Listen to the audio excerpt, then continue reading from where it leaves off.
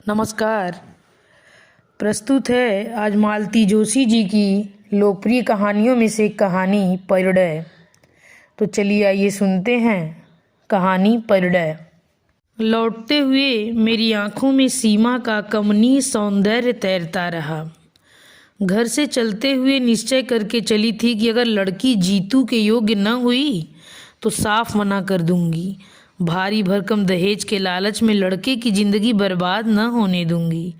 पता नहीं क्यों मन में एक बात बैठ गई थी कि इतने बड़े लोग रिश्ता लेकर आए हैं तो लड़की ज़रूर ऐसी वैसी होगी। पर सीमा को देखा तो देखती रह गई। खिलता चंपई रंग, तीखे नैन नक्श, घनी केश राशि, सुडौल देह यष्टि, मीन मेख निकालने की जरा भी तो गुंजाइश नहीं थी। लगता था जैसी मेरी कल्पना में रची बसी पुत्रवधू ही साक्षात उतर आई है।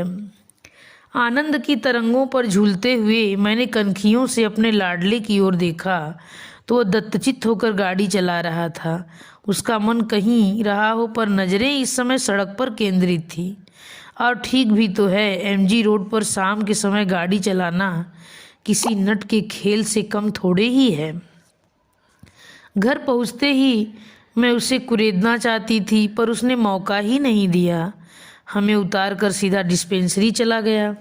झुझलाई सी मैं कुछ देर गुमसुम बैठी रही। फिर मैंने उसके पापा को ही जा पकड़ा। कहिए, लड़की पसंद आई? मुझसे क्या पूछती हो, अपने लड़के से पूछो। आप अपनी तो कहिए भाई, लड़की तो A1 है, उसके बारे में दो राय हो ही नहीं सकती। बाकी अब उन्हें रिश्ता जच जाए तब है। अरे वाह, रिश्ता न जचा होता तो क्या वे 10 बार हमारे दरवाजे पर आते? कोई हम तो लड़की मांगने गए नहीं थे, मैंने तैस में कहा। सो तो ठीक है भाई। और वे चुप हो गए। समझ गई कि रामदास जी के वैभव की चकाचौंध से वे अब तक उबर नहीं पाए हैं। झूठ क्यों बोलूं, विस्मित तो मैं भी हुई थी। जो सोचा था उससे कुछ ज़्यादा ही पाया था, और जो था उसका प्रदर्शन करने की भी उन्होंने भरपूर कोशिश की थी। विशाल कोठी, बाहर पंक्तिबद्ध खड़ी 3-3 गाड़ियाँ, जिनके सामने हमारी मारी एकदम छकड़ा लग रही थी। कीमती सूटों में सजे हुए उनके तीनों लड़के, गहनों कपड़ों से लदी तीनों बहुएं, दामी कालीन, महंगा फर्नीचर, वर्दीधार नौकर, शाही नाश्ता, हर चीज़ में प्रदर्शन था। हर बात में प्रभावित करने की कोशिश थी। चलने से पहले वह हमें अपना खूबसूरत लान और कलात्मक बगीचा दिखाते हुए काफ़ी दूर तक ले गए और फिर सहज भाव से एक खाली प्लाट की ओर इशारा करते हुए उन्होंने बताया कि यह उन्होंने लड़की के लिए रख छोड़ा है। लड़कों को उन्होंने शहर के संभ्रांत इलाकों में एक एक बंगला बनवा दिया है, क्योंकि वे जानते हैं कि देर सवेर सबको अलग होना ही है, लेकिन लड़की को वे अपनी आँखों के सामने ही रखना चाहते हैं। इसलिए प्लाट यहीं ले लिया है। उन्होंने बहुत ही सहज भाव से यह सब बताया था, पर उनका उद्देश्य छिपा नहीं रहा। उनकी संपन्नता पर, ऐश्वर्य पर विमुग्ध होते हुए भी मेरे भीतर बैठी अभिमानिनी माँ मुझे बार बार जतला रही थी, देख तेरे बेटे के लिए कितने बड़े घर का रिश्ता आया है। और तब बेटे की योग्यता के सम्मुख सारा वैभव हे लगने लगता था। एक बात सोच लो, जीतू के पापा कह रहे थे यह शादी हो गई तो जीतू अपने पास नहीं रह पाएगा, वहीं बंगला बना कर रहना पड़ेगा। कोई ज़रूरी है? मैंने तुनक कर कहा। क्या उसके घर द्वार नहीं है जो ससुराल में बसने जाएगा? और मेरे ही क्या 10-5 लड़के हैं जो उसे भेज दूंगी, फिर वह प्लाट पड़ा रहेगा। मैंने लापरवाही से कहा। न होगा तो एक नर्सिंग होम डाल लेंगे। नर्सिंग होम कम है इंदौर में, बच्चों के लिए तो कोई नहीं है। अपना तो बच्चों का ही बना लेंगे जिसमें उसने स्पेशलाइज किया है। और बातों ही बातों में मैंने एक 3 मंजिले नर्सिंग होम की रूपरेखा बना डाली। नीचे आउटडोर और ऑपरेशन थिएटर, बीच वाली मंजिल पर जनरल वार्ड्स और सबसे ऊपर स्पेशल कमरे, सामने खुली सी बालकनी। पूरा नक्शा मेरे मन में तैयार था। इंजीनियर होती तो कागज़ पर उतार कर ही दम लेती। स्थापित नर्सिंग होम के लिए कोई अच्छा सा नाम सोच ही रही थी कि गाड़ी का परिचित हॉर्न सुनाई दिया। अपने लाडले से पूछ तो लो पहले, ये बोले। सपने बाद में बुनती रहना। अपने बचपने पर झेपती सी मैं खाना लगाने उठ गई। खाने के समय मैं बराबर उसके चेहरे को देखकर टोह लेती रही, पर उसने जरा भी हवा न लगने दी। आखिरकार मुझसे न रहा गया। इनके उठते ही मैंने पूछ लिया, क्यों रे, लड़की कैसी लगी? बिना देखे मैं कैसे बता सकता हूँ? क्या मतलब? फिर सारी शाम तू क्या करता रहा? उनकी मेहमान नवाजी का लुत्फ उठाता रहा, उनकी लंबी चौड़ी बातों से बोर होता रहा। ममा, सारी चमक दमक देखकर यही लगता रहा कि बेकार एमडी किया मैंने। बस पापा एक एजेंसी ले लेते तो। बकवास बंद कर, पहले लड़की के बारे में बता। ममा, कहा तो मैंने कि उसे ठीक से देखा ही नहीं। अव्वल तो वह इतनी देर बाद कमरे में नमूदार हुई और फिर 90 डिग्री का कोण बनाकर बैठ गई। न तो एक बार भी उसने ऊपर देखा, न मुंह से एक शब्द निकाला। मेरे ख्याल में वह या तो भैंगी है या गूंगी है। चुप भी कर, जब देखो उल्टी सीधी बातें करेगा। लड़कियां क्या ऊँट की तरह मुंह उठाए सामने आती हैं? तो फिर देखने के लिए बुलाने का तात्पर्य क्या है? उसने जिद की। यह हिंदुस्तान है बेटे। उन्होंने एकाएक भीतर आते हुए कहा। शायद इतनी देर तक कान लगाए हमारी नोक झोंक सुन रहे थे। बोले, यह हिंदुस्तान है बेटे। भले घरों की लड़कियां यहाँ ऐसा ही व्यवहार करती हैं। मैं भी हिंदुस्तानी हूँ पापा। 2 साल अमेरिका में रहने से कोई अमेरिकन नहीं हो जाता। पर बात तो ऐसी कर रहा है जैसे वहीं पर पैदा हुआ हो। इनका स्वर कुछ सख्त हो आया था। जीतू ने प्रत्युत्तर नहीं दिया, चुपचाप हाथ धोने चला गया और हाथ धोकर सीधा अपने कमरे में। शायद इस विषय पर वह अधिक बहस बढ़ाने का इच्छुक नहीं था। देखने दिखाने की प्रथा से वह हमेशा से ही चिढ़ा हुआ था। जया की शादी के समय भी उसने 2-4 बार हमारा विरोध किया था, पर वधू पक्ष की दुहाई देकर हमने उसका मुंह बंद कर दिया था। पर वह अपने लिए तो इस तरह के नाटक करने से उसने साफ मना कर दिया था। कहता, ममा, जिस दिन कोई लड़की मुझे भा जाएगी मैं तुम्हारे सामने लाकर खड़ी कर दूंगा, तुम चिंता मत करो। पर उसकी यह बात ही तो हम लोगों के लिए सबसे बड़ी चिंता का कारण थी। आजकल की लड़कियों का ठिकाना थोड़े ही है। हर क्षेत्र में तो उनकी घुसपैठ है। पता नहीं कौन कब टकरा जाए। डॉक्टर के लिए तो यह खतरा कुछ ज़्यादा ही है, जिसमें जीतू जैसा सुदर्शन व्यक्तित्व तो हर किसी प्रशंसक बटोर लेता है। इसलिए हम लोग बहुत व्यग्र थे। जीतू के डॉक्टर होते ही रिश्ते आने शुरू हो गए थे। पर अमेरिका से लौटने के बाद तो जैसे बाढ़ सी आ ही गई थी, क्योंकि जीतू डॉक्टर था, इकलौता था, फॉरेन रिटर्न था। गली में सही पर अपना 2 मंजिला मकान था। पुरानी सही पर घर में गाड़ी थी। पिता की अच्छी खासी प्रैक्टिस थी। बिरादरी में ऐसे सरगुण संपन्न लड़के ही कितने थे। खाता पीता घर और डॉक्टरी पास वर लोगों के मुंह में पानी ना आता तो आश्चर्य था। तभी तो रामदास जी जैसे प्रमुख व्यवसायी ने हमारे दरवाजे पर दस्तक दी थी। बड़ी मुश्किल से जीतू साथ जाने के लिए राजी हुआ था। कह रहा था, पहले तुम देखाओ, पर लड़की वालों को बार बार परेशान करना हमें अच्छा नहीं लगा। जया के वक्त के कुछ कड़वे मीठे अनुभव मन में आज भी ताजे ही थे। इसलिए हम सब साथ ही वहाँ पहुँचे। रामदास जी इतनी अवगत की उनके परिवार ने इतना प्रेम टपकाया कि बार बार यही डर बना रहा कि लड़की अगर अच्छी न हुई तो उन लोगों को किस तरह जवाब देंगे। वह बहुत देर बाद बाहर आई। उस समय हम लोग कॉफ़ी पी रहे थे। अपनी दोनों भाभियों के बीच चलती हुई वह कमरे में आई थी और एक अस्पष्ट सी नमस्ते के साथ सिर झुकाकर बैठ गई थी। उसकी विनम्रता पर मैं मुग्ध हो गई थी। अंग्रेजी में MA लड़की और इतनी सुशील। इतने लोगों के बीच उसका यह सहमा सिमटा रूप एकदम स्वाभाविक लग रहा था। तब यह बात मन में उठी ही थी कि नहीं कि इस तरह जीतू तो उसे बिल्कुल नहीं देख पाया होगा।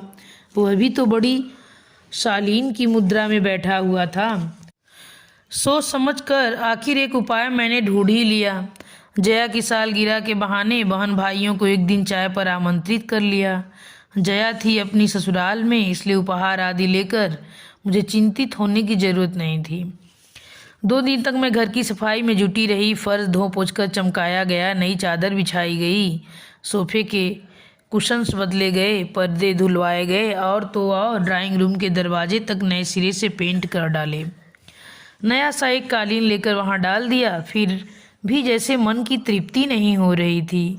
हर कोण से मैं वहां की सजावट को देखती और हर बार कुछ न कुछ सुधार कर देती। ये लोग तो बीच में टोक न देते तो शायद मेरा यह क्रम मेहमानों के आने तक चलता रहता। दोनों बाप बेटे हाथ बांध कर बैठे हुए थे और मेरी परेशानी का मजा ले रहे थे। जब 2-3 बार वाल पीसेज और कैलेंडर्स बदल चुकी तो उन्होंने कहा, मेरा ख्याल है एक बार डिस्टेम्पर हो जाता तो ठीक रहता। 5 बजने में अभी तो बहुत टाइम है। क्यों? इतना गुस्सा आया मुझे। एक तो खुद करेंगे नहीं और मेरा फूला हुआ चेहरा देखकर ही जीतू मेरे मूड को भाप गया तो बोला, मामा क्यों बेकार ही परेशान हो रही हो? लाख कोशिश करें हम, यह घर कोठी तो बनने से रहा। उसे मत रोक जीतू, अपनी होने वाली बहू को इम्प्रेस करने की योजना है उसकी। And you know, first impression is the last impression. कोठी ना सही, आउट हाउस तो लगेगा ना यह घर। अरे आउट हाउस भी लग जाए तो गनीमत समझो, मैंने तुनक कर कहा। जाने किस दरिद्र जगह में डाल दिया है सारा पैसा। कितना भी करो रौनक ही नहीं आती। गुस्से में ही सही मैंने अपने मन की बात कह गई। इतना लंबा चौड़ा मकान बनवा तो लिया, पर गली की वजह से उसकी सारी शान पर पानी सा फिर जाता था। रामदास जी के आउट हाउसेज सचमुच इससे अच्छा सो देते थे। उस दिन प्लाट दिखाने ले गए थे, तब उन्होंने दिखाई थी छोटे छोटे घरों की वह लंबी कतार। उनकी संस्था के कर्मचारी उनमें रहते थे। खुली जगह में हरियाली के समुद्र के बीच वे छोटे छोटे द्वीपों की तरह लग रहे थे। जीतू ठीक ही कहता है, बेकार मेहनत करने से क्या फ़ायदा, उस वैभव से तो होड़ लेना ही असंभव है। ठीक 5 बजे वे लोग आए, छोटी वाली, दोनों भाभियाँ, छोटा भाई और वह। मुझे अच्छा लगा। बहुत भीड़ होती तो वही उस दिन वाला किस्सा हो जाता। लगा कि लोग समझदार हैं। सीमा उस दिन की तरह गहनों से लदी नहीं थी। मेकअप भी बहुत हल्का था, इसलिए उसका सौंदर्य आज आंखों में चकाचौंध नहीं भर रहा था, बल्कि ठंडक दे रहा था। नींबू कलर की हल्की जरी के काम वाली शिफान उसके रंग के साथ एकाकार हो रही थी और देखने वाले की आंखों को बांध लेती थी। मेरी नौकरानी ने तो वह निर्णय सुना दिया, लाड़ी घड़ी सुंदर छे हो, कदे म्याई नज़र नी लागी जाए। वे सभी लगभग एक समवयस्क ही थे। उन्हें ड्राइंग रूम में छोड़कर मैं रसोई में चली आई और देर तक नाश्ता लगाती रही। नाश्ते की तैयारी भी मैंने कल से शुरू कर दी थी और अपना सारा पाक कौशल दांव पर लगा दिया था। उन लोगों ने हर वस्तु के साथ न्याय किया और प्रशंसा के पुल बांध दिए। छोटी बहू ने 2-1 चीज़ों की विधि भी पूछी। अच्छा लगा। सीमा जरूर धीरे धीरे चुप सा रही थी, पर मैंने ध्यान नहीं दिया। अपनी होने वाली ससुराल में कोई चबर चबर खा सकता है भला? खाने के बाद मैं महिलाओं को घर दिखाने में लग गई। उन दोनों बहुओं ने हर बात की प्रशंसा की, सजावट की, सामान की, कढ़ाई की, बुनाई की। सबसे अंत में मैं उन लोगों को किचन में ले गई, जो मेरा अभिमान बिंदु था। सफ़ेद रंग में नहाया हुआ, आधुनिक उपकरणों से सजा हुआ। अलमारी में झिलमिल करते स्टील के बर्तन, चमकते पीतल के, हिंडालियम के डिब्बे, जगमग करती क्राकरी। मचान पर एक सी झालर से सजी अचार मुरब्बे की बर्नियाँ, जो भी देखता प्रशंसा करता। इन लोगों ने भी की, पर सीमा यहाँ भी चुप चुप बनी रही। इस बार मैं उतनी तटस्थ नहीं रह सकी। मन में कुछ चुभा जरूर। मुंह खोलकर तारीफ न करती, पर प्रशंसा की एक नज़र तो डाल लेती। आखिर कल को यह गृहस्थी उसकी भी हो सकती है। उनके जाते ही मैंने पूछा, क्यों रे, आज तो ठीक से देख लिया ना? हाँ अच्छा है, सॉरी अच्छी है। हाँ बशर्ते बोलना जानती हो। क्या मतलब? मतलब यह है मम्मा कि वह ज़रूर हकलाती होगी, नहीं तो 2 घंटों में क्या एक बार भी मुंह नहीं खोलती। आश्चर्य में भरकर मैं उसे देखती ही रही गई। देखो, 2 बार तो तुम लोग लड़की देख चुके हो, और तो और उसे घर भी बुला चुके हो। अब अगर मना कर दें हम लोग तो क्या शराफत होगी। बिरादरी में कहीं मुंह दिखाने लायक भी नहीं रह जाएंगे हम, इन्होंने सख्ती से कहा। और अगर वहीं से इनकार आ जाए तब? उस ओर से निश्चिंत रहो। उनके मन में जरा भी शंका होती तो वे लड़की को यहाँ नहीं भेजते। मैं तो सोचता हूँ कि वे अपनी ओर से सब तय मानकर ही चल रहे हैं। कैसे, याद नहीं उस दिन जब हम लोग प्लाट वगैरह दिखाने ले गए थे, तब रामदास जी के पुराने पार्टनर की लड़की मिल गई थी। तब उन्होंने जीतू का परिचय देखते हुए कहा, ये तुम्हारे जीजा जी हैं? अरे हाँ, और मुझे एकदम सारी बातें याद आ गई। उस दिन रामदास जी हमें अपना बगीचा दिखाते हुए दूर उस प्लाट के पास ले गए थे जो उन्होंने अपनी बिटिया के लिए रख छोड़ा था। हम लोग मुआयना कर ही रहे थे कि पीछे आउट हाउस की तरफ से एक लड़की साइकिल पर आती दिखाई दी। पास आते ही साइकिल से उतरकर उसने पहले रामदास जी को और फिर हम सबको सलज्ज भाव से प्रणाम किया। लड़की बहुत सुंदर नहीं थी, वेशभूषा भी साधारण ही थी, पर कोठी के चमक दमक भरे वातावरण के बाद उसका रूप ऐसा लगा था जैसे बरसात के बाद धूप निकल आई हो। स्कूल जा रही हो बेटे? जी। माँ ठीक हैं? जी, रात कुछ बुखार हो आया था, अब तो ठीक हैं।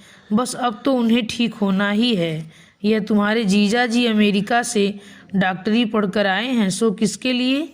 रामदास जी ने कहा। फिर जीतू की ओर देखकर बोले, बेटा जितेंद्र, यह एक ही साली है तुम्हारी, लेकिन 10 के बराबर है, बचकर रहना।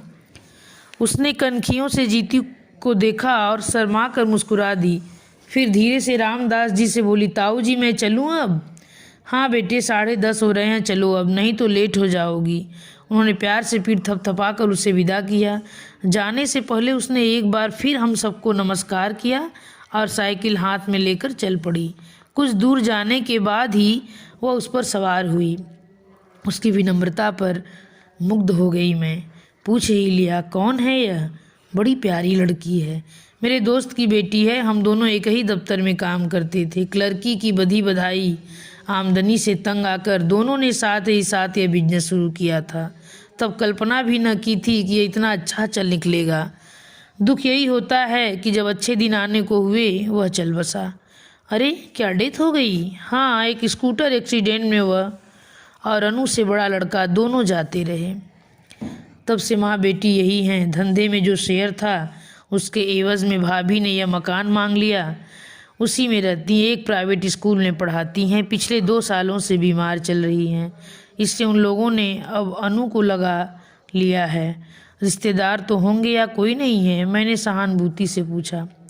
हैं क्यों नहीं, पर बहन जी रिश्ते सब पैसे से बंधे रहते हैं। शंभुनाथ की मृत्यु के बाद उसके पिताजी आकर बहू को पोती को लिवा ले गए थे, पर इंश्योरेंस के पैसों को लेकर मनमुटाव हो गया। उसकी इच्छा थी कि वह पैसा शंभू की बहन की शादी में लगा दी जाए। आखिर भाई होता तो कुछ न कुछ देता ही, पर अनु की माँ राजी नहीं हुई। बोली, निपट कंगाल होकर मैं किसके सहारे दिन काटूंगी। 8-10 हज़ार की मामूली रकम थी, पर एक बेसहारा औरत के लिए तो वही संबल थी, सहारा थी। घर वालों से पैसों का तकाजा भी न किया जा सकता था। कल को अनु की शादी में सब लोग अंगूठा दिखा देते तो बस तब से यहीं आ गई है, तो लौट कर नहीं गई। उन लोगों ने भी कोई सुध ही नहीं ली। स्वाभिमानिनी ऐसी है कि उसके बाद से पीहर में भी पैर नहीं दिया। यहाँ भी हम लोगों के रहते हुए नौकरी करें अच्छा नहीं लगता। पर माँ बेटी दोनों बहुत आन वाली हैं। इसके बाद विषय बदल गया। रामदास जी अपने व्यवसाय के फैलाव का वर्णन करने लगे थे। इसी कारण वे अपने कुशाग्र बुद्धि बच्चों को सरकारी नौकरी में नहीं भेज सके। बिजनेस मैनेजमेंट का डिप्लोमा लिए हुए थे। एक तो विदेश भी हो आया था। उस आकर्षक बातचीत के बीच अनु दब गई थी। आज इन्होंने एकाएक याद दिला दिया तो मुझे अपने पर ही रोष हो आया। मुझे पहले ही यह ख्याल क्यों ना आया। जीतू, हम लोग गलती कर गए, मैंने एकाएक कहा तो आंखों में प्रश्न भरकर मुझे देखने लगा। उस दिन हम लोग इतनी भीड़ भाड़ इकट्ठी न करके केवल अनु को बुला लेते तो ठीक था। कौन अनु? तुम्हारी इकलौती साली सीमा के साथ वह आती तो वातावरण जरा खुल जाता। भाई का थोड़ा बहुत लिहाज करना ही पड़ता है। अनु रहती तो सीमा थोड़ी सहज हो जाती। मम्मा, क्या दुनिया में और लड़कियां नहीं हैं? आखिर आप उसी के लिए इतनी व्यग्र क्यों हैं? मना नहीं कर पाएंगे जीतू हम। पापा को यह रिश्ता बहुत भा गया है। पापा को भा गया है? वह प्लाट और दहेज की संभावित राशि। और लड़की, वह भी तो बुरी नहीं है। अच्छा सच बता, क्या तुझे पसंद नहीं है? उसने उत्तर नहीं दिया, केवल मेरी ओर देखा। उसकी आंखों में सीमा का नाम साफ पढ़ा जा सकता था। उस दिन मैं और जीतू पिक्चर देखकर लौट रहे थे। वैसे मैटिनी मैं अक्सर चली जाती हूँ, पर बहुत दिनों बाद गाइड देखने का संयोग बना था। उसका लोभ मैं संवरण न कर सकी। पिक्चर समाप्त हुई और जैसा कि तय था, हॉल से बाहर निकलते ही मेरे सिर में दर्द होने लगा। जीतू, गाड़ी रोक। तो रास्ते में एक मेडिकल स्टोर नज़र आते ही मैंने कहा, क्यों? दवा लेनी है। घर में 2-2 डॉक्टर हैं, पर तुम्हें केमिस्ट के यहाँ गए बिना चैन नहीं आता। उसने गाड़ी रोकते हुए कहा। घर में डॉक्टर है इसलिए तो मुसीबत है। कोई अपने मन की दवा ले ही नहीं सकता। इससे रिएक्शन होता है, इससे हार्ट पर प्रेशर बढ़ता है और भी न जाने क्या क्या। भुनभुनाती हुई मैं उतर पड़ी। वह भी पीछे पीछे चला आया। शायद देखना चाहता था कि मैं कौन सी गोलियां ले रही हूँ। हम लोग स्टोर में घुसे ही थे कि आवाज़ आई, जीजा जी नमस्ते। चौंक कर देखा, बड़े बड़े नीले फूलों वाली गुलाबी सलवार सूट पहने एक प्यारी सी शौक सी लड़की जीतू से नमस्ते कर रही है। आप? मैंने ठीक से पहचाना नहीं, जीतू ने हकलाते हुए कहा। अरे इतनी जल्दी भूल गए श्रीमान जी, मैं अनु हूँ। ओह, एकदम जैसे जीतू को सब कुछ याद आ गया। अपनी इकलौती साली को इतनी जल्दी भूल गए? फिर मेडिकल की पढ़ाई आपने कैसी पूरी की होगी? हमने तो सुना था आप बड़े स्कॉलर हैं। मेडिकल कॉलेज में फैंसी ड्रेस थोड़े ही सिखाया जाता है। उस दिन तो आप सफ़ेद सी साड़ी वाड़ी पहनकर बड़ी सोबर सी लग रही थी। उस दिन स्कूल जा रही थी ना, वहाँ तो भाई सोबर बनकर ही जाना पड़ता है। तो पढ़ाती भी हैं। हे भगवान, इस देश का क्या होने वाला है? जीतू भी अब मूड में आ गया था। देश की चिंता मत कीजिए जीजा जी, जो बच्चे आपके इलाज से बच जाएंगे वे ही मेरे स्कूल में आएंगे।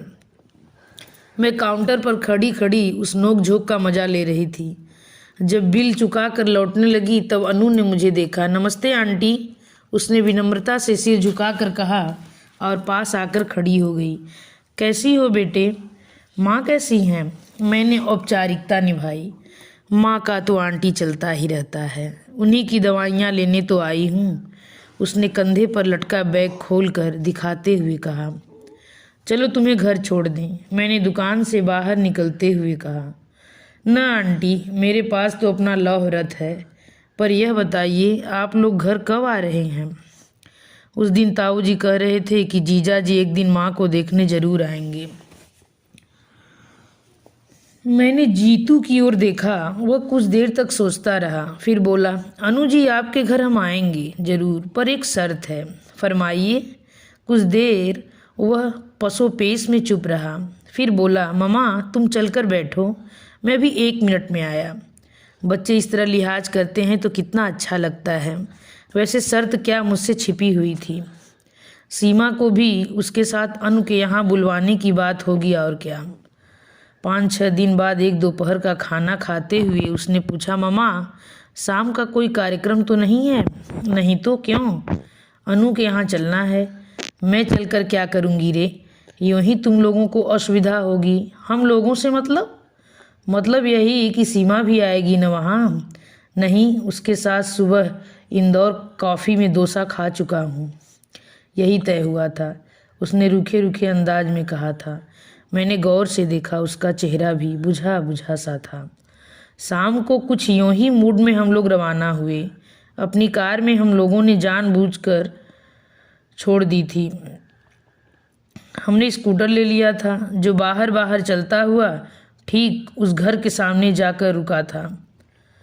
वह प्रतीक्षा में द्वार पर खड़ी थी। हमें देखते ही उसकी आंखें प्रसन्नता से चमक उठीं। पहले कमरे में ही अनु की माँ का बिस्तर लगा हुआ था। उम्र पता नहीं क्या रही होगी, पर जीवन संघर्षों और बीमारियों ने उस औरत को बुरी तरह थका दिया था। कुछ औपचारिक चर्चाओं के बाद जीतू बोला, मामा आप लोग थोड़ी देर गपशप करो, तब तक मैं इन्हें देख लेता हूँ। अनु मुझे भीतर लिवा ले गई। 2 ही तो कमरे थे, बीच में आंगन और उस पार रसोई। उसने बताया कि बाहर के कमरे में रहने से माँ को अकेलापन नहीं सताता। दरवाज़ा भी पलंग पर बैठे बैठे खोल लेती हैं। सुबह शाम कोठी से कोई नौकरानी आकर चौका बर्तन सफाई कर जाती है, पर बाकी समय तो उन्हें अकेले ही रहना पड़ता है। आंगन में उसने कई गमले लगा रखे थे। मैं मूढ़े पर बैठे बैठे उन खूबसूरत फूलों को देखती रही कि कुछ क्षणों में जीतू आ गया। हाथ धुलवाएंगी? जीतू ने कहा। वहीं जामुन के थाले में अनु हाथ धुलवाने लगी। कैसी हैं माँ? अनु ने अधीरता से पूछा। वह चुपचाप हाथ धोता रहा, बेमतलब देर लगाता रहा। माँ ठीक तो हो जाएंगी ना? उसने दोबारा पूछा। इस बार उसकी आवाज़ कांप रही थी। अनु जी, हमने तो आपका वादा पूरा कर दिया, पर आपकी बात तो अधूरी रह गई। तो इसका हम क्या करें? शर्त तो सिर्फ दीदी को ले आने भर की थी, अब वह बुत बनी बैठी रही तो हम क्या करें? हाँ, आप कर ही क्या सकती हैं? एक कप चाय तो पिला सकती हैं ना? Oh sure. एकाएक उसका चेहरा खिल उठा। माँ के बारे में पूछते हुए 2 आंसू बरबस गालों पर लुढ़क आए थे। वे अब धूप में ओसकण की तरह चमकने लगे थे। आप थोड़ी देर माँ के पास बैठिए। आंटी, मैं चाय लेकर अभी आई। हम दोनों फिर से बाहर जाकर बैठ गए। थोड़ी देर तक गुमसुम बैठने के बाद जीतू ने कहा, चाची जी, यहाँ आसपास आपके कोई रिश्तेदार नहीं हैं? हैं क्यों नहीं बेटा, पर अपना कहलाने लायक कोई नहीं है। 4 चाचा हैं अनु के, पर पिछले 10 साल से किसी ने एक बार भी इधर का रुख नहीं किया है। अनु के मामा तो होंगे, एक हैं, और उनका अपना ही परिवार इतना बड़ा है, फिर परिस्थिति भी साधारण है। उन पर बोझ बनने की अपेक्षा अपनी ही कमाई खाना अच्छा लगा। अब तक तो ईश्वर ने आन निभा दी थी, अब 2 साल से लड़की खट रही है। पर तुम क्यों पूछ रहे हो बेटा? कुछ नहीं, ऐसे ही। आप बीमार चल रही हैं, अनु नौकरी करती है, कोई जिम्मेदार आदमी पास रहे तो ठीक रहता है। मुझे मालूम है बेटे, दिन पर दिन मैं छीजती जा रही हूँ। जिंदगी से मुझे कोई मोह भी नहीं है, पर मुझे इतना जिला लो कि अनु को अपने हाथों विदा कर सकूं। कहते हुए माँ का स्वर कातर हो आया था। अब तो पता नहीं क्या सोच बैठी। उसके पूछने का मतलब यह नहीं था। मैंने ढाढ़स बधाते हुए कहा, अभी तो आपको जीना है, अनु के बच्चे खिलाना है, शादी तो हो जाए पहले। शादी की चिंता क्यों करती हैं आप? लड़की तो हीरा है, मैंने कहा। उससे क्या होता है बहन जी, कोरी लड़की कौन ब्याहता है आजकल। सच है, भगवान लड़की दे तो तिजोरी भर धन भी दे दे, नहीं तो व्यर्थ है सब, उन्होंने सांस लेकर कहा। उसी समय हाथ में ट्रे लेकर उन्होंने प्रवेश किया। माँ ने अपनी रामायण शुरू कर दी ना? उसने नाश्ता लगाते हुए कहा। इसलिए तो सब यहाँ आने से घबराते हैं। आंटी बेचारी पहली बार आई हैं, उन्हें भी बोर कर दिया तुमने। माँ बेचारी खिसिया कर चुप हो गई। उनका मन रखने के लिए मुझे कुछ कहना चाहिए था, पर समय पर कुछ सूझ ही नहीं रहा। उधर चाय नाश्ते का दौर शुरू हो गया था। थोड़े समय में लड़की ने काफ़ी कुछ तैयारी कर ली थी, पर मुझसे कुछ खाया नहीं गया। बीमार के कमरे में एक अजीब सी गंध बसी रहती है। डॉक्टर की पत्नी होने के बावजूद मैं उसकी अभ्यस्त नहीं हो पाई हूँ। हम लोग उठने लगे तो अनु की माँ ने अनु से जीतू का टीका करने को कहा और उसके हाथ में 21 रुपये रखे। वह एकदम तमतमा गया, बोला, आप क्या मुझे फीस दे रही हैं? मैं तो घर का आदमी बनकर यहाँ आया था, डॉक्टर बनकर नहीं। अनु की माँ ने दोनों हाथों से माथा छुआते हुए गिड़गिड़ा कर कहा, फीस नहीं है बेटे, तुम्हारी फीस देने की सामर्थ्य नहीं है मेरी। इस घर के दामाद हो तुम। अनु और सीमा में मैंने भी कभी फर्क नहीं किया। तुम घर के बड़े दामाद पहली बार घर आए हो, खाली हाथ कैसे जाने दूं? चाहिए तो था कि हम बहन जी का भी कुछ सत्कार करते, पर उतनी सामर्थ्य ही कहाँ। बस हाथ भर जोड़ लेते हैं। इतना कहते हुए भी वे हाँफ गई थी। शगुन के रुपए हैं, ले लो बेटा। मैंने जीतू की जेब में जबरदस्ती वे नोट ठूसते हुए कहा। मैंने देखा अनु की माँ की आंखें तरल हो आई हैं। जीतू ने कोई प्रतिवाद नहीं किया, पर वो गुमसुम हो आया था।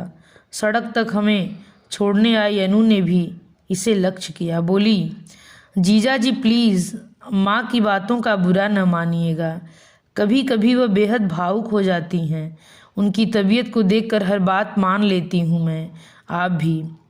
नहीं अनु, मैंने किसी भी बात का बुरा नहीं माना, जीतू ने उसे आश्वस्त करते हुए कहा। माँ लोगों की बातों का कोई बुरा मानता है भला?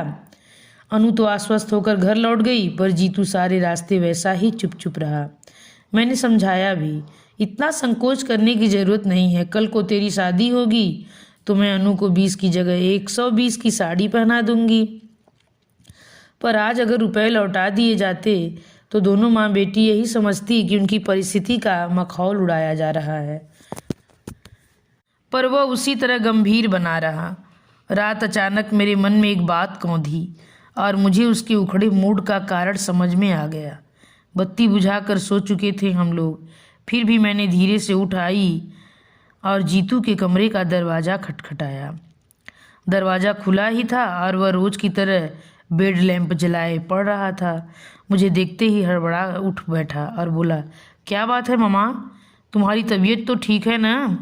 उसके स्वर में घबराहट थी। मुझे कुछ नहीं हुआ है रे, पास पड़े स्टूल पर बैठते हुए मैंने कहा। पर मुझे एक बात बता, क्या सचमुच सीमा ने आज तुझसे बात नहीं की? क्यों नहीं? कम से कम इतना तो साबित हो ही गया कि वह गूंगी नहीं है और हकलाती भी नहीं। मजाक रहने दे, मुझे ठीक से बता, अगर सचमुच उसका व्यवहार ऐसा ही रूखा रहा है तो मैं इनसे कल ही कह दूंगी। ऐसी घमंडी लड़की मेरे घर में नहीं चलेगी। जीतू ने कोई उत्तर नहीं दिया, वैसे ही मुंह लटकाकर बैठा रहा। और इस जरा सी बात के लिए तू क्यों मन खराब कर रहा है? दुनिया में क्या और लड़कियां नहीं हैं? मम्मा, अगर मैं उदास हूँ तो सीमा के लिए नहीं, सारी शाम मैं सिर्फ अनु की माँ के लिए सोचता रहा हूँ। क्यों? उनकी हालत बहुत ख़राब है मम्मा, हार्ट एकदम डैमेज है, किसी भी समय कुछ भी हो सकता है। पैरालिसिस का एक अटैक उन्हें हो चुका है, दूसरा किसी भी समय हो सकता है और वह इतना आसान नहीं होगा। पैरालिसिस? पर उनकी उम्र तो इतनी ज़्यादा नहीं लगती। उम्र से क्या होता है, ब्लड प्रेशर तो है, डायबिटीज़ तो है, शुगर का परसेंटेज कितना हाई जा रहा है। उनका चार्ट देखती तो तुम्हें गस आ जाता। कोई जिम्मेदार आदमी घर में होता तो मैं स्थिति की गंभीरता से उसे परिचित कराता, पर ले दे कर बस वही एक लड़की है घर में, उससे कोई क्या कहे, कैसे कहे। सच ही तो कह रहा था वह। जया सगाई से 4-5 दिन पहले ही आ गई थी। आते ही वह शुरू हो गई, मम्मा लड़की खूब सुंदर है ना, नहीं तो मैं कहीं मुंह दिखाने लायक नहीं रह जाऊंगी। अब जैसी भी है देख लेना, मैंने चुटकी लेते हुए कहा। नहीं मम्मा, ऐसा गजब न करना, अपने यहाँ इतने रिश्ते मैं लौटा चुकी हूँ, सबसे कह रखा है एक ही बहू आएगी घर में तो वैसी वैसी नहीं चलेगी। अब जो ये लड़की सुंदर नहीं हुई तो लोग मेरा मजाक बना डालेंगे। मेरी जिठानी तो अभी से कह रही थी कि देखे कौन सी अप्सरा आएगी। उनकी भतीजी के लिए मना करके मैंने उन्हें खूब नाराज़ कर दिया है ना। यहाँ भी तो वही हाल है, मैंने कहा। लोग बाग अपनी लड़की देखते नहीं और मुंह उठाए चले आते हैं, और मना कर दो तो हमेशा के लिए मुंह फुला लेंगे। जब से बात पक्की हुई है बस यही चर्चा है कि हमने बस पैसे का मुंह देखकर ही हाँ की है। अब तो बस यही लगता है कि शादी कब हो, कब बहू घर में आए। एक बार उसे देख लेंगे तो अपने आप सबके मुंह बंद हो जाएंगे। मेरी बात से जया की उत्सुकता चरम सीमा पर पहुंच गई। मैंने भी उसे ज़्यादा प्रतीक्षा कराना उचित नहीं समझा। दूसरे दिन ही सीमा को बुलवा भेजा। सगाई की साड़ी खरीदने का बहाना था। वैसे भी अब तक जया के लिए रुकी हुई थी। सोचा लड़कियों की पसंद से ही खरीदना ठीक रहेगा, रोज़ रोज़ कोई इतनी महंगी साड़ी तो खरीदता नहीं। दास जी स्वयं बेटी को लेकर उपस्थित हुए, हाथ जोड़कर बोले, आपका आदेश टाला नहीं जा सकता था, इसलिए ले आया हूँ। वैसे उसकी अपनी कोई पसंद नहीं है, आज जो भी पहनाएंगी पहन लेगी। मैंने उन्हें आश्वस्त किया कि खरीदारी का तो बहाना है, दरअसल जया उसे देखना चाहती थी। मेरी बात से उनका सारा संकोच दूर हो गया। बार बार यह कहकर कि लड़की अब आपकी है, जब चाहें बुलवा लीजिए, वह वापस लौट गए। मैं जानबूझकर उन लोगों के साथ बाजार नहीं गई। सीमा के साथ अनु आई थी, मैंने जया के साथ जीतू को कर दिया। सोचा सब बराबर उम्र वाले साथ रहेंगे तो ठीक रहेगा। मेरी वजह से बेचारे यूं ही संकोच में पड़ जाएंगे। अनु और जीतू की नोकझोंक तो रामदास जी के जाते ही शुरू हो गई थी। बोली, जीजा जी आज तो ताऊ जी का लिहाज करके चली आई, पर यह मत जानिएगा कि हर बार इसी तरह दीदी के साथ घिसटती चली जाऊंगी। भविष्य में बकायदा निमंत्रण भेजना पड़ेगा, आखिर हमारी भी कोई प्रेस्टीज है। क्यों नहीं, आपकी प्रेस्टीज का तो हमें ख्याल सबसे पहले रखना है। हमारी वकीली तो आप ही हैं। जीतू ने कृत्रिम गंभीरता से कहा और डायरी निकालते हुए बोला, लाइए जरा अपना पता तो लिखवाइए। मैं तो अनु के आगे कुछ भी नहीं जानता। अनुराधा, अनुपमा या कि पौराणिक अनुसुईया।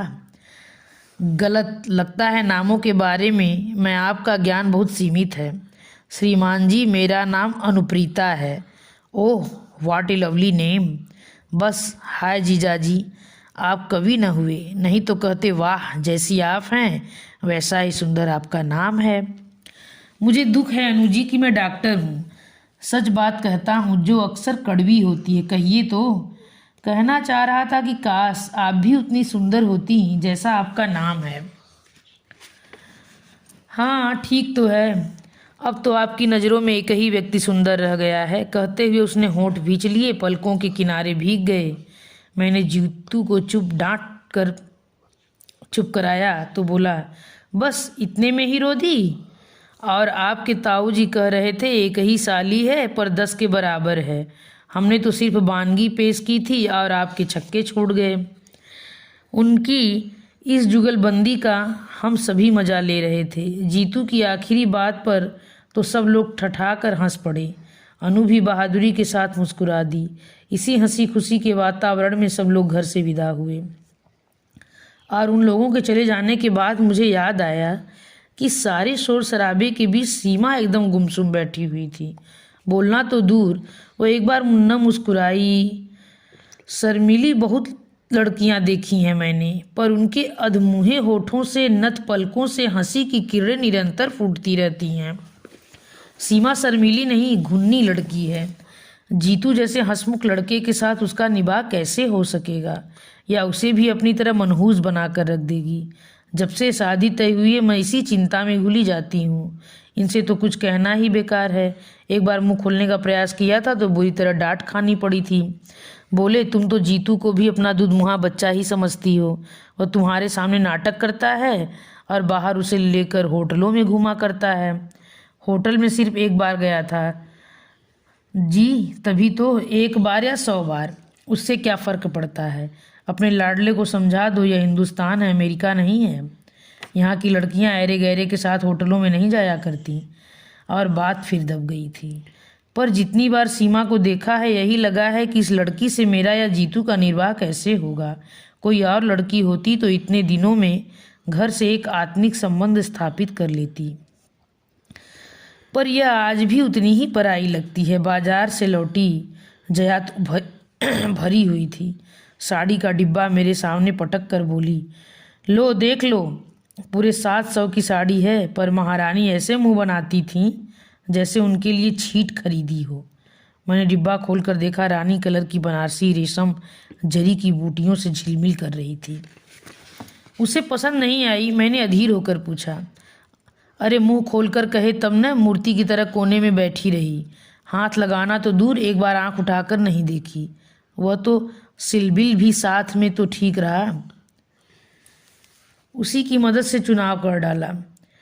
मेरा मन एकदम बुझ गया। माना कि बड़े घर की लड़की है, बनारसी साड़ी उसके लिए अनोखी चीज़ नहीं है, पर सगाई की साड़ी के साथ तो एक भावात्मक संबंध होता है। मुंह से कुछ न कहे कोई तो आँखों से ही बहुत कुछ कहा जा सकता है। कम से कम जया का मन तो रह जाता। वह तो इतनी आहत होकर लौटी है कि बहू की रूप चर्चा उसके सामने व्यर्थ ही है।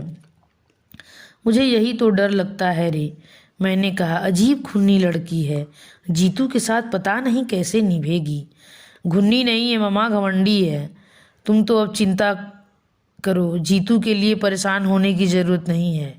उनकी तो खूब घुट रही है। अभी आते जाते भी उसने एक चिट्ठी चुपके से पकड़ाई, मैंने साफ देखा है। जया की बात ने सचमुच चौंका दिया मुझे।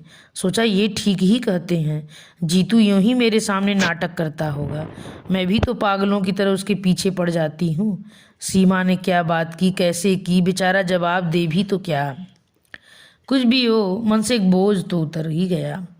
सारी तैयारी करते कराते रात के 12 बज गए। दूसरे दिन ये लोग ओली डालते जा रहे थे। इतने बड़े घर में संबंध होने जा रहा था। पहली बार हम लोग कुछ लेकर जा रहे थे, पर सारी चिंता मेरे ही सिर थी और कोई मेरा हाथ बटाने नहीं आ रहा था। जीतू का तो खैर प्रश्न ही नहीं था। जया मुंह फुला कर बैठ गई थी। उसे सीमा जरा भी अच्छी नहीं लगी थी। कल जीतू ने चिढ़ा दिया था कि सीमा के आ जाने से दीदी का सौंदर्य तेज थोड़ा फीका पड़ जाएगा। इसी से वह नाराज है। बात हंसी मजाक में ही टल जानी थी, पर जया बहुत बुरा मान गई थी। उसकी ओर से किसी सहायता की आशा करना ही व्यर्थ था। सबसे ज़्यादा रोष तो मुझे उसके पापा पर आ रहा था। एक बार भी उन्होंने सारा सामान नहीं देखा, न पूछताछ की। मैं बिस्तर पर गई तब वे बड़े मज़े से खर्राटे भर रहे थे। इतना ताव आया मुझे, उन्हें झकझोर कर जगाया मैंने और पूछा, सुनो, सुबह जमाई साहब को लेने स्टेशन कौन जा रहा है? ठीक से तय कर लो, नहीं तो समय पर कोई नहीं पहुंचेगा। कोई नहीं जा रहा है, उन्होंने अलसाए स्वर में कहा। क्यों? क्योंकि वे नहीं आ रहे हैं। क्यों? आपको कैसे पता चला? क्योंकि मैंने ही उन्हें फ़ोन पर मना किया है। अरे क्यों? क्योंकि कल का प्रोग्राम कैंसिल हो गया है। क्यों? रामदास जी को हार्ट अटैक हो गया है। हाय राम, क्यों? क्योंकि उनकी लड़की अपने फुफेरे भाई के साथ भाग गई है। क्यों? वो एकदम झल्ला कर उठ बैठे। तुम्हारी इस क्यों का कहीं अंत भी होगा? लड़कियां किसी के साथ क्यों भाग जाती हैं, क्या यह भी मुझे बताना होगा? खिसिया कर चुप हो गई मैं। सच तो पागलों की तरह प्रश्न पर प्रश्न किए जा रही हूँ। कम से कम इनकी मन स्थिति का तो ख्याल किया होता।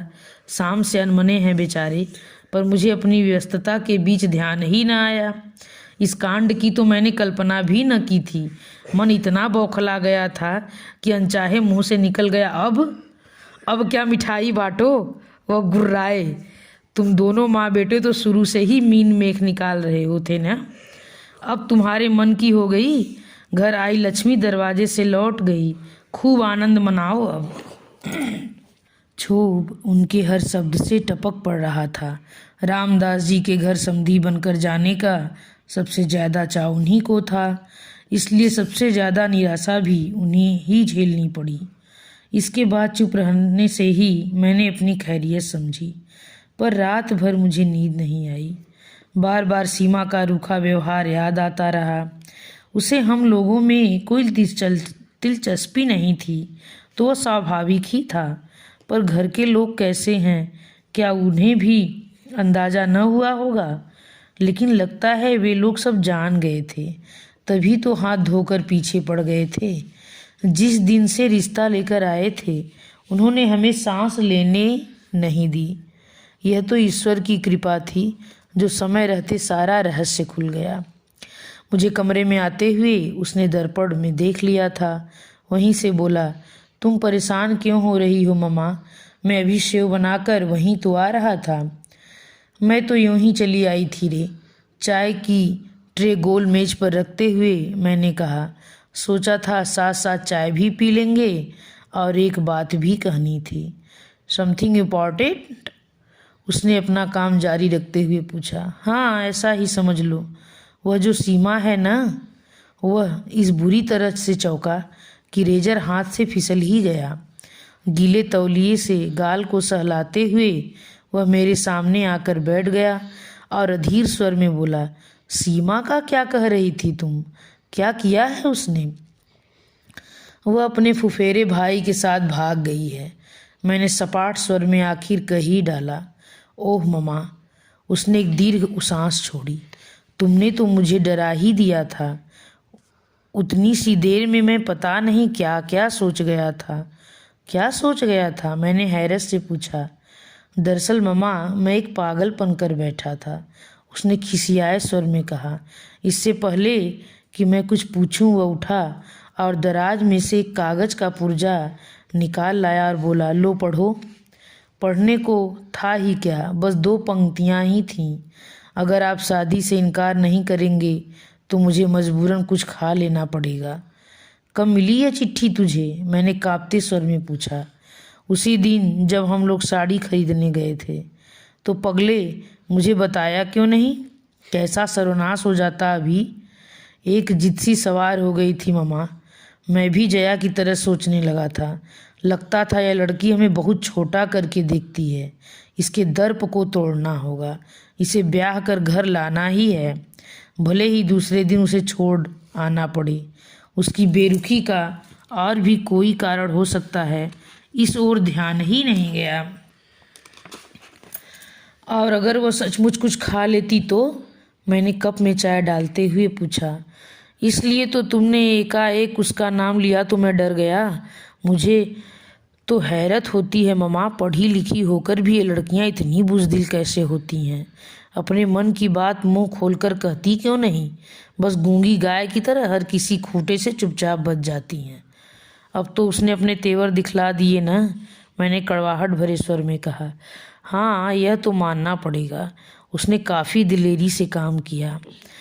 पता मालूम हो तो मेरी ओर से बधाई का तार भेज देना।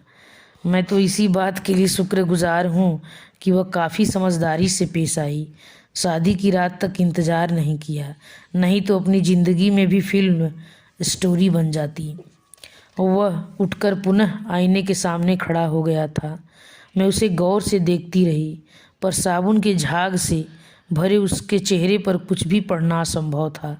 ईश्वर से यह मनाती रही कि हताशा का यह ज्वार जो मुझे मथ रहा है उसे अछूता ही छोड़ दे। वह वास्तव में उतना ही निर्लिप्त बना रहे जितना कि वह दिखा रहा है। सीमा के अपने घर में जो भी कहर बरपा हुआ हो, पर इस घर की भी रौनक कुछ दिनों के लिए छिन सी गई थी। बच्चों के पापा का मूड तो उसी दिन ऑफ हो गया था। मेरा मन भी बुझ गया था। जया भी इतने दिनों बाद इंदौर आई थी, पर सहेलियों से मिलने का, रिश्तेदारों के यहाँ जाने का उसमें जरा भी उत्साह नहीं रह गया था। जहाँ भी जाओ वही प्रश्न, वही कौतूहल, वही शंकाएं खीस सी होने लगती थी। हम सबके बीच जीतू बिल्कुल सरल स्वाभाविक बना हुआ था, पर माँ थी इसलिए जानती थी कि वह भीतर ही भीतर हिल गया है। उसके ठहाके बेजान होते जा रहे हैं। दीदी के साथ उसकी नोक-झोंक में कोई दम नहीं रहा। जया के बच्चों के साथ चल रही उसकी छिड़कानी भी मात्र एक दिखावा है। और फिर जया ने एकदम घर लौटने का फैसला कर लिया। उसे रोकने में कोई तुक भी नहीं था। भारी मन से मैंने विदाई की तैयारियां शुरू कर दी। कैसे उत्साह से आई थी बेचारी, और अब कैसी मन स्थिति में लौट रही है। पर लड़की बहुत समझदार है। बोली, ममा, हम तो सबको यही बताएंगे कि लड़की के पिता अचानक बीमार हो गए, इसी से काम रुक गया है। आप लोग अपने से कुछ लिखना नहीं। उसकी सूझबूझ देखकर दंग रह गई मैं। सच, लड़कियों को मैके की प्रतिष्ठा का कितना ख्याल रहता है। कुलियों के सिर पर सामान लदवा कर हमने प्लेटफार्म पर पैर दिया ही था कि आवाज़ आई, नमस्ते दीदी। नमस्ते आंटी। नमस्ते जी। मैंने चौंक कर देखा। यूनिफॉर्म की साड़ी पहने बच्चों के एक झुंड से घिरी अनु खड़ी है। आज जा रही हैं दीदी? उसने पूछा, पर उत्तर की कौन कहे। दोनों भाई बहनों ने उसकी ओर देखा तक नहीं, सीधे मुंह उठाए थी व्हीलर की तरफ चले गए। बेचारी का इतना सा मुँह निकल आया, मुझे दया हो आई। वैसे भी पीछे ही घिसट रही थी। पास जाकर पूछा, कैसी हो अनु? माँ ठीक है? माँ ठीक नहीं है आंटी, परसों से बुखार में पड़ी हैं, उसने उदास स्वर में कहा। तो छुट्टी क्यों नहीं ले लेती? रोज रोज छुट्टी कौन देता है आंटी? फिर यह तो जनवरी का महीना है, रोज ही बच्चों को लेकर किसी न किसी स्कूल में जाना पड़ता है। प्रतियोगिताएं जो चल रही हैं, आज भी महू जा रही हूँ। घर पर महरी को बिठा कर आई हूँ। ट्रेन ने शायद सिग्नल दे दिया था, प्लेटफार्म पर गहमा गहमी एकदम बढ़ गई। उसी शोर शराबे में अनु की आवाज़ भी खो गई और अनु भी। जया को ढूंढते हुए मैं भीड़ को चीरती चल पड़ी। लौटते समय मैंने जीतू से पूछा, अनु से बात क्यों नहीं की तूने? उस बेचारी का क्या दोष है? दोष किसी का भी हो मम्मा, सज़ा तो सभी को भुगतनी पड़ती है। उसके स्वर से चौंक कर मैंने देखा, व्यथा से या रोष से उसका चेहरा काला पड़ गया था। मैंने ठीक ही समझा था, लड़का भीतर ही भीतर हिल गया था और फिर एक बार रिश्तों की बाढ़ सी आ गई। खबर फैलते देर कितनी लगती है। फिर शुरू हो गई बरसात, फोटो और जन्मकुंडलियों की। सुबह शाम दरवाजे पर चिरपरिचित चेहरों की भीड़ जुटने लगी। बढ़ चढ़कर दहेज के आकर्षक प्रस्ताव सामने आने लगे। एक समय था जब इन सारी बातों से मुझे बड़ी खुशी होती थी। लड़के की माँ होने का गौरव जैसे मन में समाता नहीं था, पर अब तो जैसे कोफ्त सी होने लगी। लगता जैसे मेरा लड़का नीलाम पर चढ़ रहा है, जिसकी बोली सबसे ऊंची लगेगी उसी को मिलेगा। लाख बार समझाया कि अभी हम लोग कुछ कहने सुनने की स्थिति में नहीं हैं, हमें कुछ संभलने का मौका दीजिए, पर लोग इसे भी वर पक्ष की एक अदा ही समझते हैं। फिर से मनुहार शुरू हो जाती। हम लोग तो जैसे तैसे मान भी जाते, पर जीतू को लड़की दिखाने ले जाना एक टेढ़ी खीर था। जनता के पास इस समस्या का भी हल था। लोग किसी न किसी बहाने लड़कियों को घर लेकर आने लगे। बाजार में, मंदिर में या सिनेमा हॉल में योजनाबद्ध तरीकों से लड़कियों का प्रदर्शन होने लगा। जीतू तो एकदम बौखला गया। बोला, मम्मा तुम सब लोग मिलकर मुझे पागल बना दोगे। भगवान के लिए मेरा पीछा छोड़ दो। जिस दिन कोई लड़की मन की मिल जाएगी, मैं तुम्हारे सामने लाकर खड़ा कर दूंगा बस। अब लड़कियां क्या सड़कों पर मिलनी पड़ती हैं, पर उससे उलझे कौन। गोमती भाभी के चाचा जी एक बहुत अच्छा प्रस्ताव लेकर आए थे। अच्छा खानदान था, खाते पीते लोग थे, लड़की सुंदर थी और डॉक्टर थी। जीतू मेडिको पत्नी के पक्ष में कभी भी नहीं था, पर लड़की के पिता ने कहा, डिग्री ले ली है, आप चाहेंगे तो नौकरी करेगी, नहीं तो घर गृहस्थी में भी उसे बहुत रुचि है।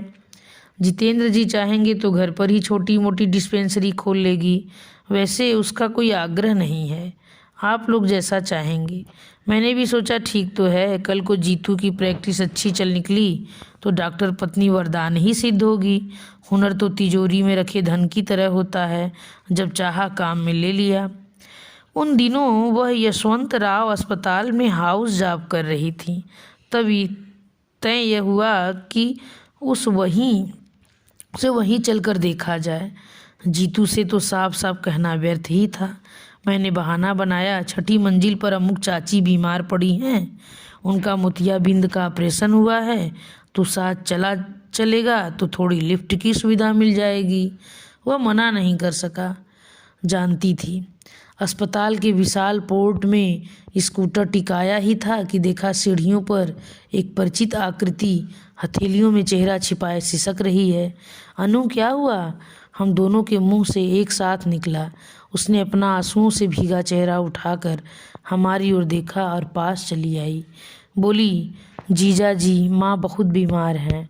उस दिन स्टेशन पर जीजा जी कहती हुई उसकी ज़बान लड़खड़ा गई थी, पर आज उसे इसका होश नहीं रहा।